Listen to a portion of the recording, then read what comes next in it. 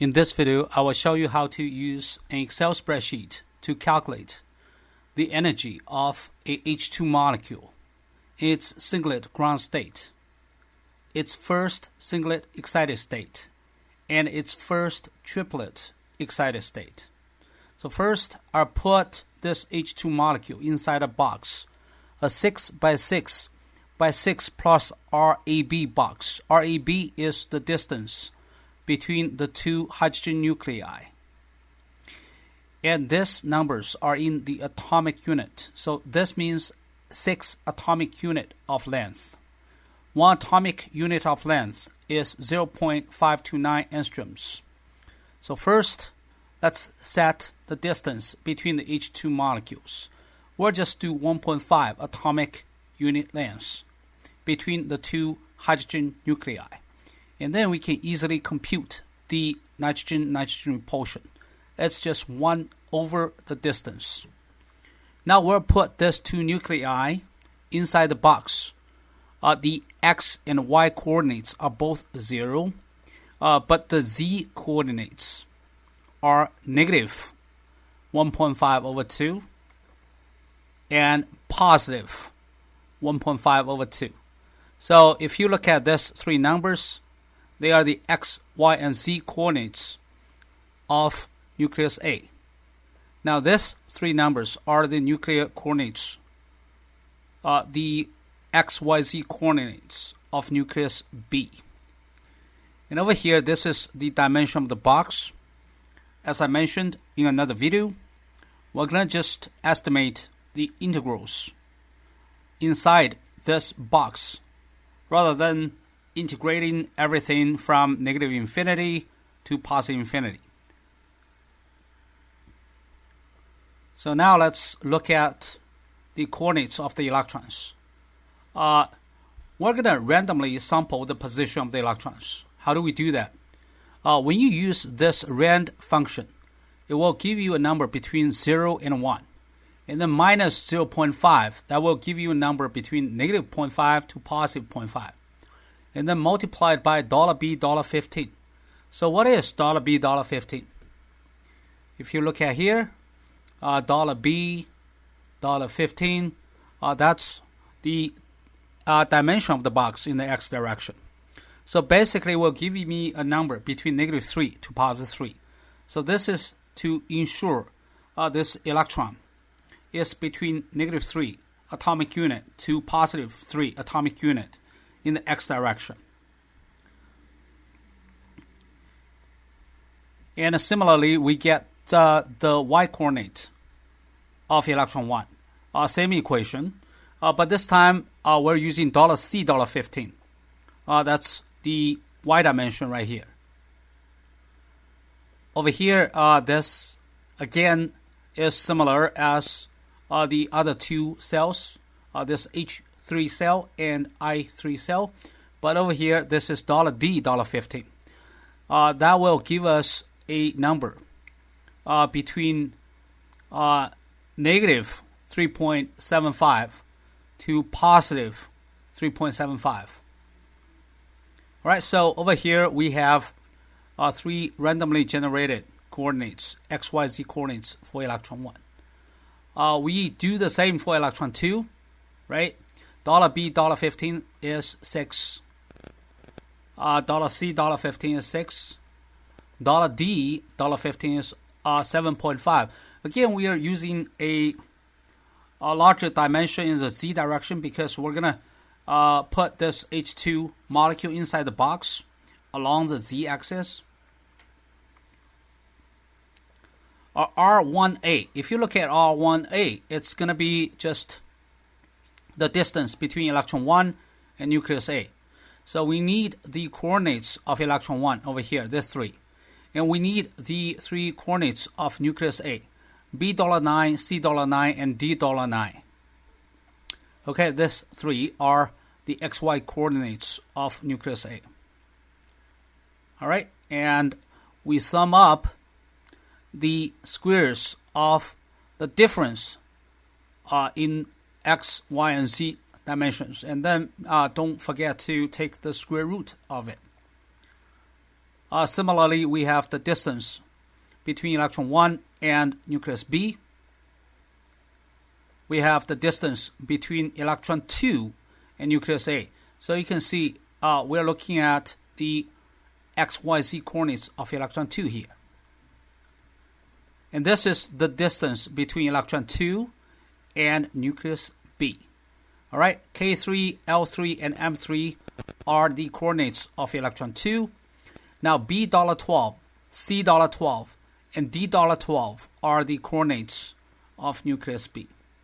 The reason I use $12 is because I want to make sure that when I drag these numbers down, the same coordinates, XY coordinates for nucleus B will be used.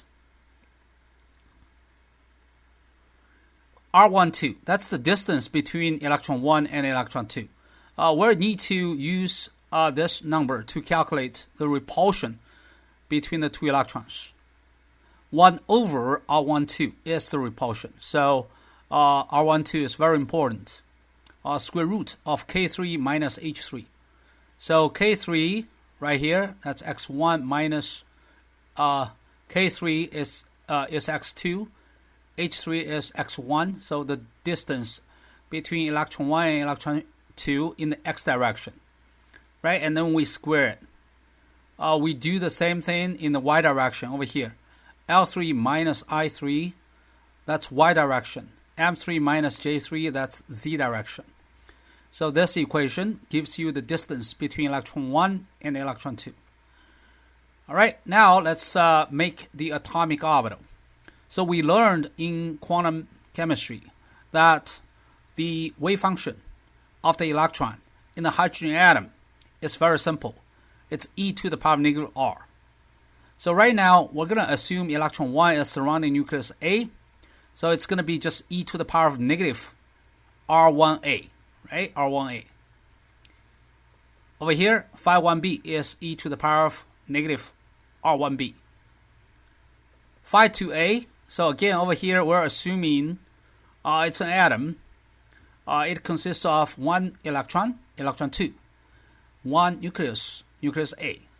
All right, so it's just e to the power of negative P3. Over here, it's just e to the power of negative R2A. Over here, same thing. All right, so we got the atomic orbitals. Very simple exponential functions. Now, kinetic energy. In my lab manual, we derived the expression when you apply the kinetic energy operator to the atomic orbitals. The final simplified expression is this. 1 over the distance between the electron and nucleus. So 1 over this R1A. 1 over N3. Cell N3 is actually 1 over R1A. Minus 1/2. And then multiplied by that atomic orbital. S3 is that orbital. So over here, that's the expression. Now I'm going to show you this one as well. 1 over O3. O3 is R1b. Again, 1 over O3 minus half times the numerical value of phi 1b. You may wonder why this expression. Well, you can see my derivation in the lab manual, in the appendix of the lab manual. Phi 2a, so you need to use this R2a here, 1 over R2a minus 1/2 times the wave function. And then finally, over here, phi 2b is 1 over R2b minus 1/2 times V3.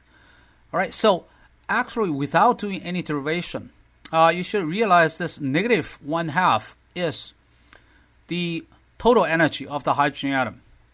And this 1 over Q3 is actually the absolute value of attraction or potential energy. And it's actually negative potential energy. So really, you are looking at negative potential energy plus the total energy. Simply put, it's total energy minus potential energy here, right? Total energy is negative 1/2. Potential energy is negative 1 over Q3 here. So it's total energy minus the potential energy. Therefore, it's kinetic energy.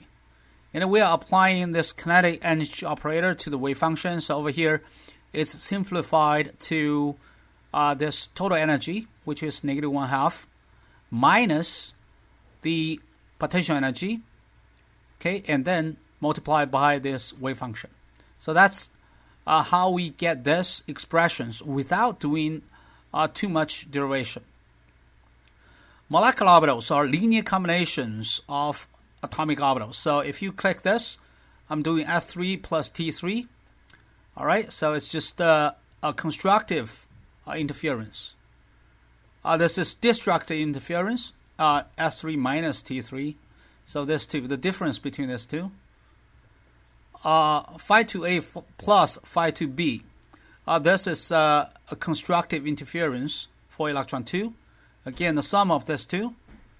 And then the difference between these two, between Phi 2A and Phi 2B, that's destructive interference. So right here, I'm constructing the bonding orbital for electron 1 here, anti-bonding orbital for electron 1, bonding orbital for electron 2, anti-bonding orbital for electron 2. So I want to click this so that you can see the formula. It's pretty simple, linear combination. And it's either plus or minus. All right, plus is constructive, minus is destructive. Now we apply the kinetic energy operator to the molecular orbitals because these are very important intermediate results. We're going to have to use this later. All right, but it's pretty simple. When you apply the kinetic energy operator to this molecular orbital, this can be written as the sum of these two. All right, I don't want to change my formula here. It's W3 plus X3. So over here, W3 plus X3. All right, and over here, W3 minus X3. This is Y3 plus Z3, the sum of these two, and then the difference between these two. This is because kinetic energy operator is a linear operator. All right, so this is kinetic energy operator being applied to the sum of these two atomic orbitals.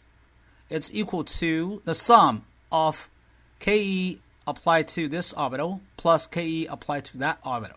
So you can do this separately. So again, I want to show you the equations. Pretty simple formula. It's just plus versus minus for the bonding orbital versus anti-bonding orbital. Now we construct the total wave function. Remember, when you have the singlet electronic state, the spin function is antisymmetric. So this is the spatial function here. It has to be symmetric. So again, the total wave function is supposed to be the product of the spatial function and the spin function.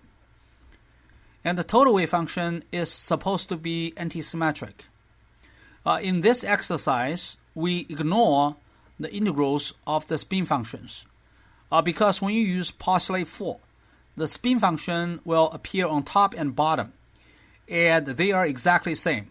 The integrals of the spin function are exactly the same on top and on the bottom. For example, if you look at this S0 electronic state, the spin function is alpha 1 beta 2 minus alpha 2 beta 1. And you have the integral of that spin function on top and also on the bottom of the equation of postulate 4. So they cancel. So that means we just need to look at the spatial function here. So really, we are actually looking at the spatial function, which is supposed to be symmetric.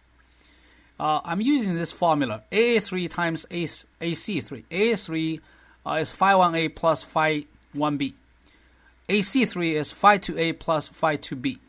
So I'm just doing a multiplication here.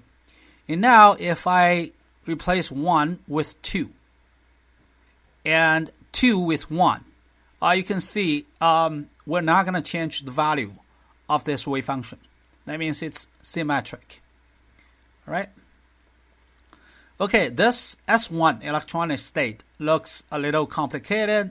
There are 4 terms. Why 4 terms? It's in the lab manual. I provided an equation for the total wave function of the S1 electronic state. It's AA3 times AD3. So over here, it's this guy times this guy. And then plus this guy times this guy. And similarly, if you exchange 1 and 2, you'll get the same value. All right, so if you replace phi 1a plus phi 1b with phi 2a plus phi 2b, and then you replace all those 2's with 1's, you replace this 2 with 1's, 1's with 2, you're going to get the same value. So if you have a singlet electronic state, the spatial functions here are symmetric. The spin functions not shown here are antisymmetric. Now T1 is different. In the T1 electronic state, the spin function is symmetric. For example, alpha 1 times alpha 2, that's symmetric.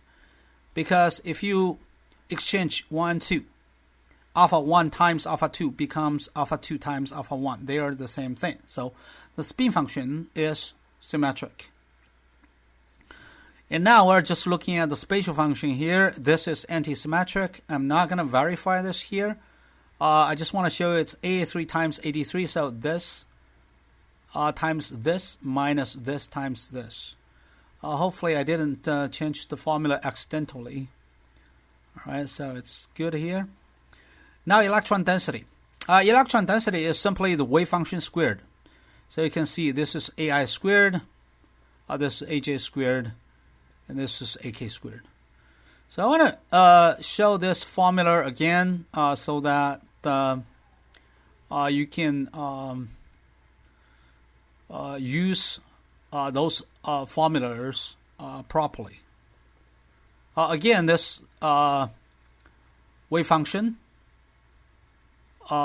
is included in the lab manual why we are using this kind of formula. All right, and again, the electron density is simply the total wave function squared. By the way, the electron density is supposed to be the squared modulus of a function. But right here, we're using real functions. So you don't have to say squared modulus. You'll just say, well, it's just the wave function squared. Now, this is the attraction term. When you use postulate 4, you need to do a division between two integrals. All right, one on top, one on the bottom. So this is the integral on top for getting the attraction. All right, why is that? Well, remember in postulate 4, when you evaluate the expectation value of attraction, it should be the integral of psi star times the attraction operator times psi, right? Over here, this is attraction operator, okay, with a negative sign in front, okay? It's just I did not put a negative sign in front of each of these 4 attraction terms. I just took this negative sign out, all right? This negative 1 is the common factor here, all right? So that's that. And then why rho here? This is electron density, because psi star times the attraction 1, 2, 3, 4 attraction terms times psi is simply psi star times psi times the attraction terms. And psi star times psi is rho, the electron density. So don't forget about the negative sign here. Again, this is attraction. Attraction terms are negative. All right, so all those numbers in this 3 columns should be negative. Now I want to show you this term, this cell for the S1 electronic state.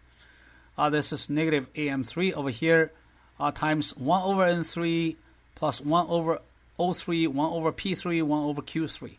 Oh, I forgot to show you N3, O3, P3, and Q3. NOPQ. They are here. They are the distances between the electrons and the nuclei. All right. So if you look at this, don't forget about the negative sign. And then it's just 1 over the distance between the electron and the nucleus. O3 is the distance between electron 1 and nucleus B.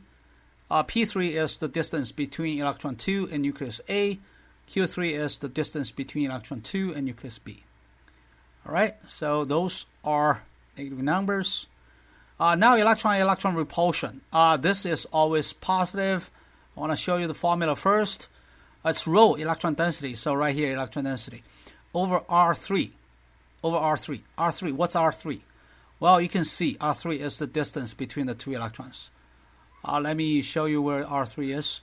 It's R12, the electron distance. All right, so that's that. And all numbers in this 3 columns should be positive. Because rho is the wave function squared, it's positive. And R12 is the distance between the 2 electrons. It has to be positive. So all those numbers are positive. All right, I want to show you the formulas here. I'm using this rho for the S0 state.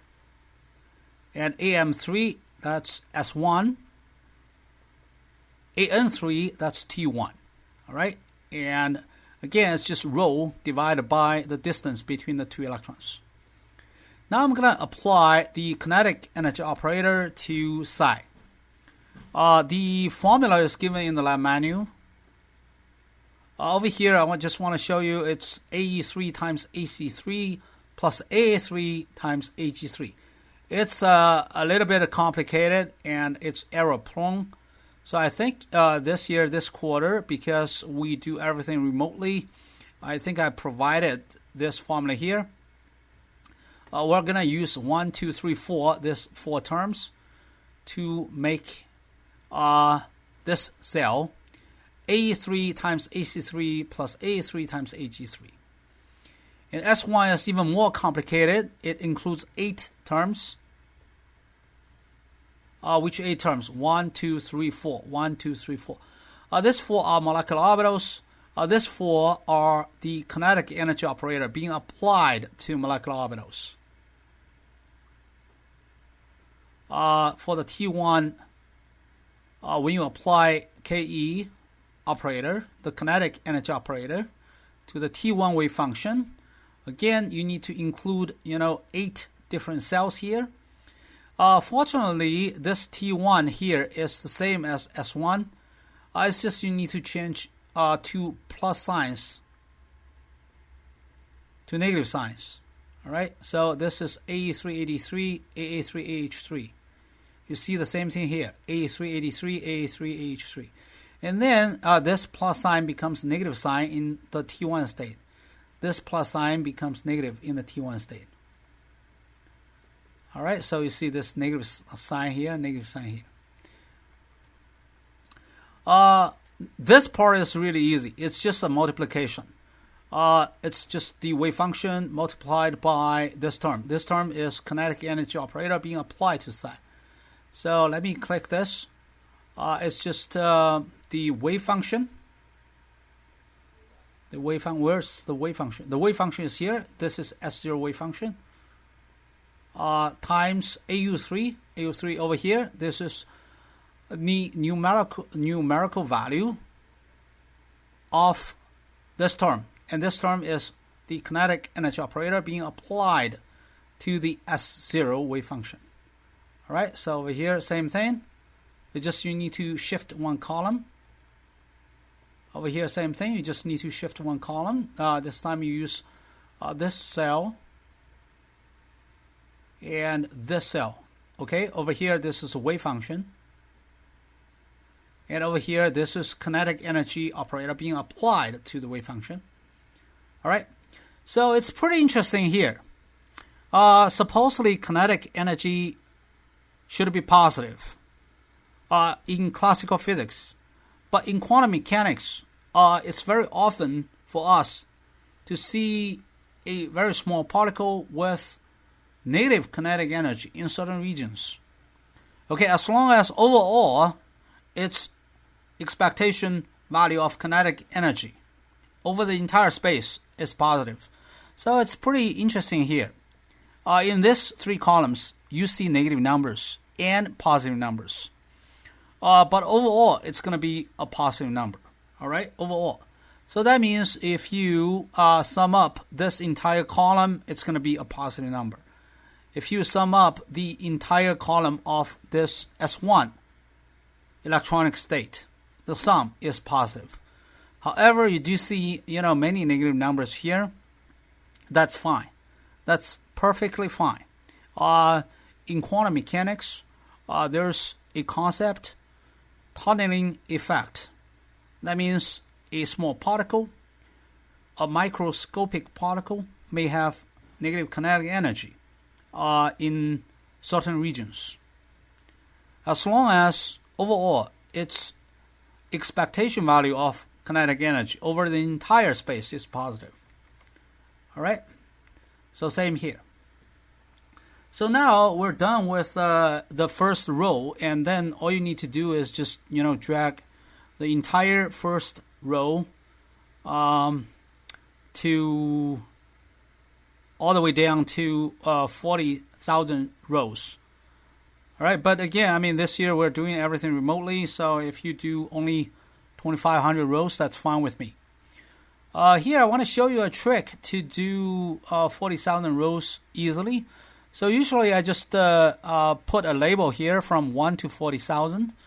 How do we do this? We click this cell and then click fill, and then fill series, and then columns. And then you do step value from 1 to 40,000.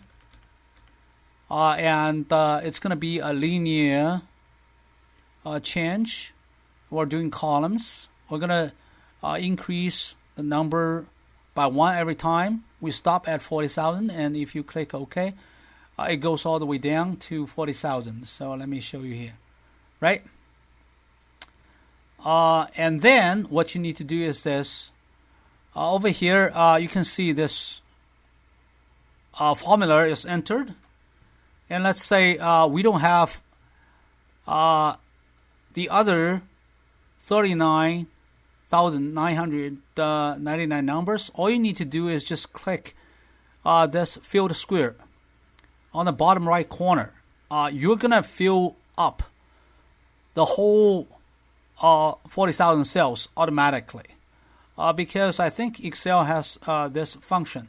When this column is next to another column with 40,000 rows, and then you enter a formula here, and then you click the bottom right corner, this filled square, you will auto-fill all 40,000 cells.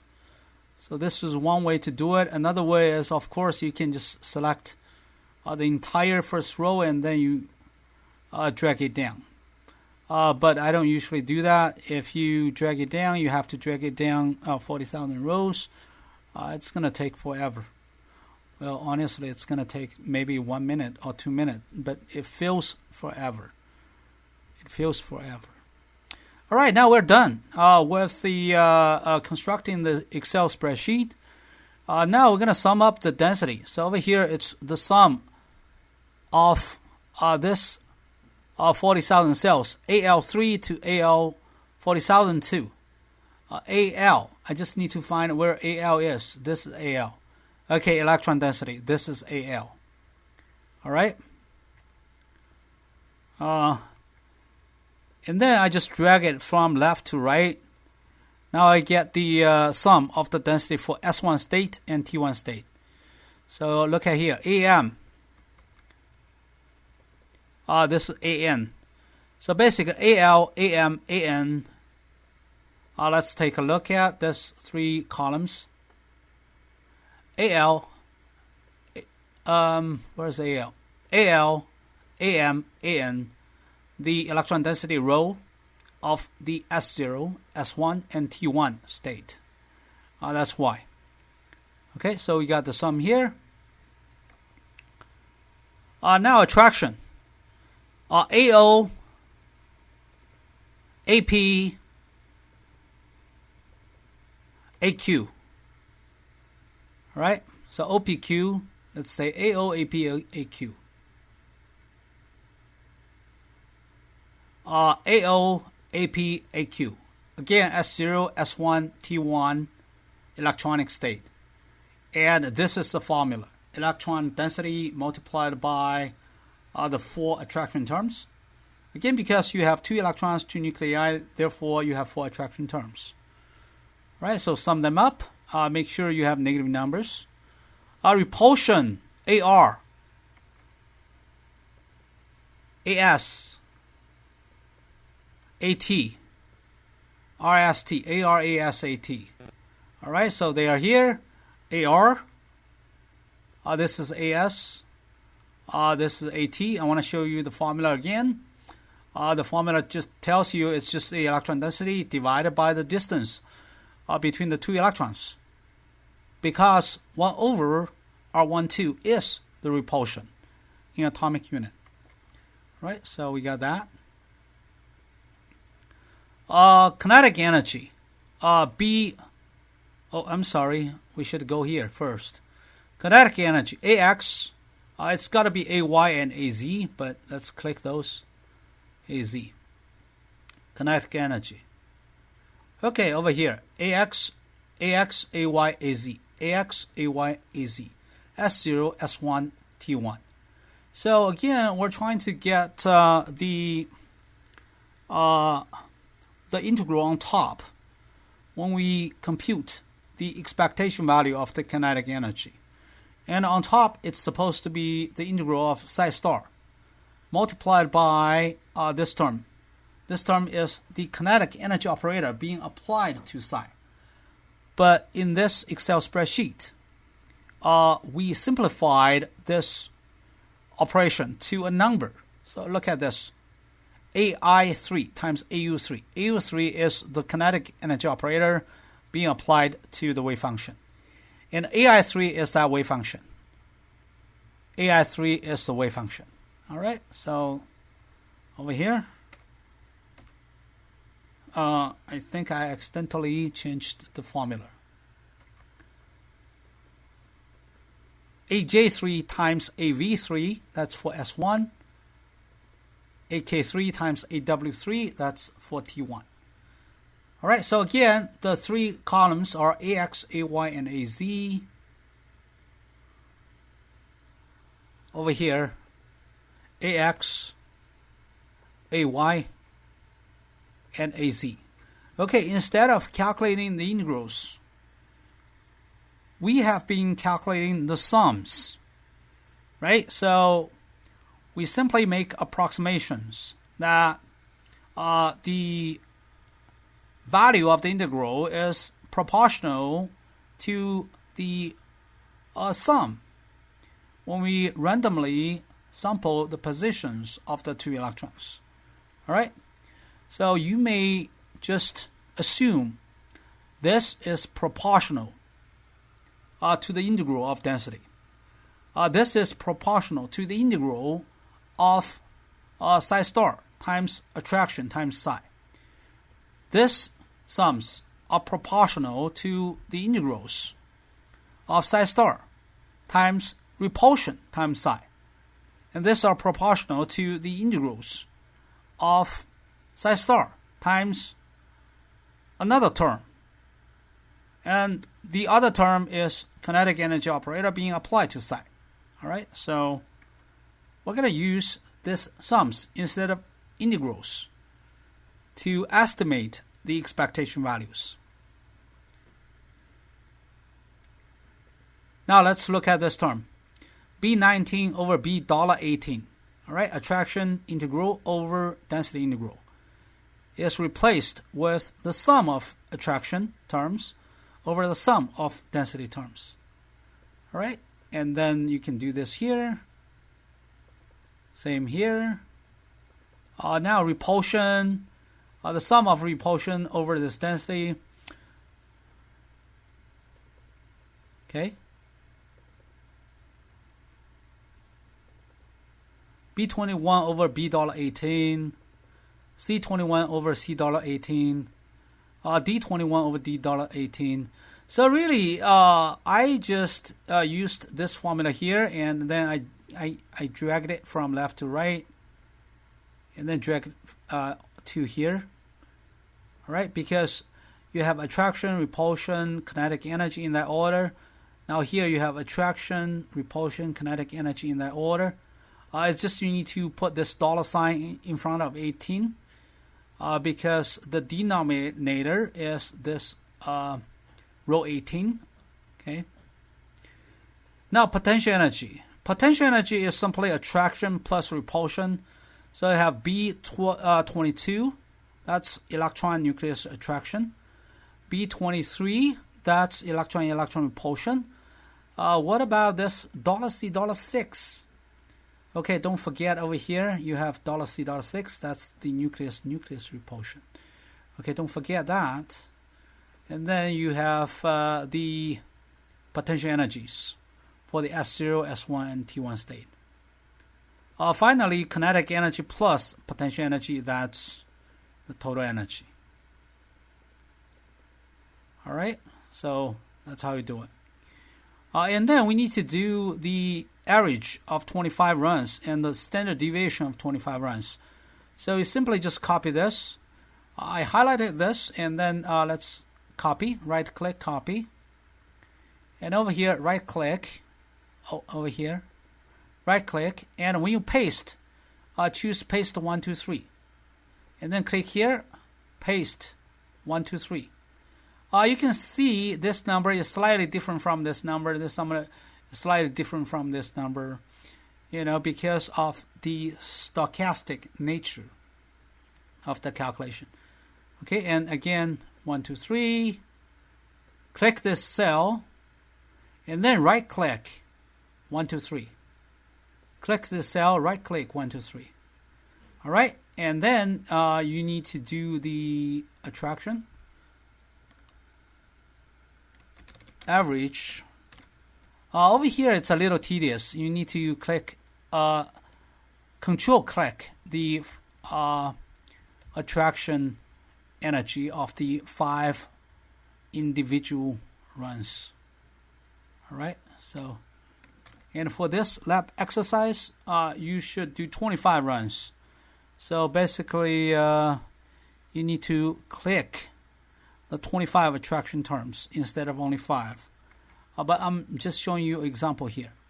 The good news is you just need to do 1, and then you can drag it from left to right. You can drag it from top to bottom. And then you can click this and copy this formula and put the formula here.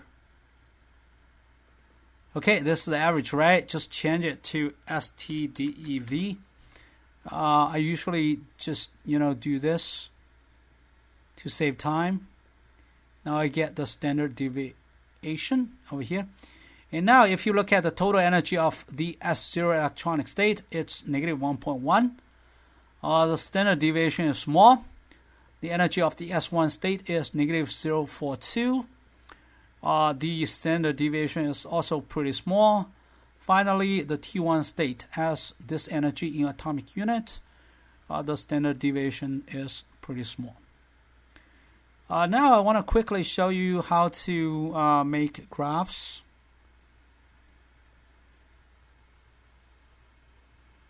So, for example, if we want to see the atomic orbitals, I'm going to just use 10 data points. I'm highlighting the 10 Z1 numbers, and then this maybe 10 518, and then insert. If we look at here, this is the shape of the atomic orbital. However, we used only 10 data points, so I'm going to use more data points.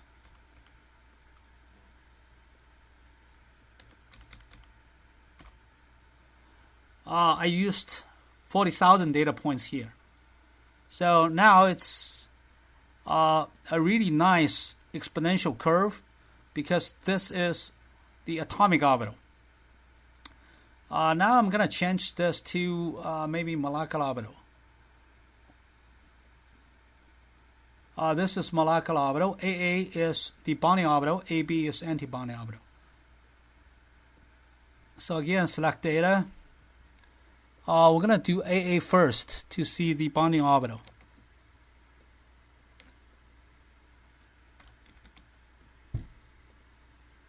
This is a bonding orbital. You see the constructive interference in the middle. And then I'm going to change it to AB. I'm going to change this AA to AB. This is anti-bonding orbital. All right, right here. You can also look at the electron density as well. You can plot the molecular orbital squared versus Z1 because that will give you the electron density of the bonding orbital. You can also do the density of the anti-bonding orbital.